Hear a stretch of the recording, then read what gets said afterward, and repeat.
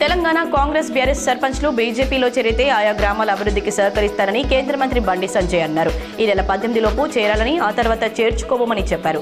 INC BRS సర్పంచ్ల అసూయపడేలా BJP సర్పంచ్ల గ్రామాలను అభివృద్ధి చేస్తా, తట్టెడు మట్టి కూడా ఎత్తిపోసేందుకు పైసలు లేని పరిస్థితుల్లో రాబోయే రోజుల్లో సర్పంచ్లపై తీవ్ర ఒత్తిళ్లు వచ్చే అవకాశం ఉందని బీజేపీ సర్పంచ్ల భేటీలో వ్యాఖ్యానించారు.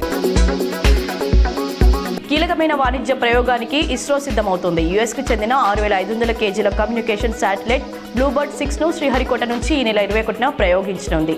బాహుబలి రాకెట్ LVM-3 M6 ద్వారా నింగిలోకి పంపనుంది. ఈ ఉపగ్రహం 10 రెట్ల అధిక డేటా సామర్థ్యంతో పనిచేస్తుందని సైంటిస్టులు తెలిపారు.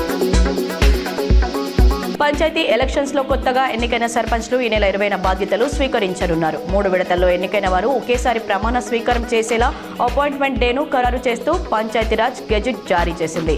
ఆ రోజు నుంచి 12,700 గ్రామ పంచాయతీల్లో కొత్త పాలక వర్గాలు కొలువుదీరనున్నాయి. సంక్రాంతి పండుగకు సొంతూళ్లకు వెళ్లే వారి కోసం ప్రత్యేక రైళ్లను నడపనున్నట్లు ఎస్సీఆర్ ప్రకటించిన సంగతి తెలిసిందే. దీనికి సంబంధించి ఇవాళ ఉదయం 8 గంటల నుంచి అడ్వాన్స్ బుకింగ్స్ మొదలు కానున్నాయి. ఈ రైళ్లలో ప్రయాణం చేయాలంటే తప్పనిసరిగా బుక్ చేసుకోవాలని రైల్వే శాఖ పేర్కొంది. రద్దీ నేపథ్యంలో జనవరి 8 నుండి 20 వరకు 41 ప్రత్యేక రైళ్లను నడపనున్నట్లు వెల్లడించింది.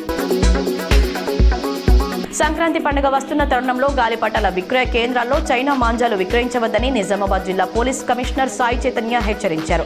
చైనా మాంజా వల్ల ఎవరికైనా ప్రాణహాని కలిగితే హత్యా నేరం కింద కేసు నమోదు చేస్తామన్నారు. చైనా మాంజా విక్రయించినా, వినియోగించినా పోలీస్ స్టేషన్ లేదా డైల్ 100కు కాల్ చేసి సమాచారాన్ని ఇవ్వాలన్నారు.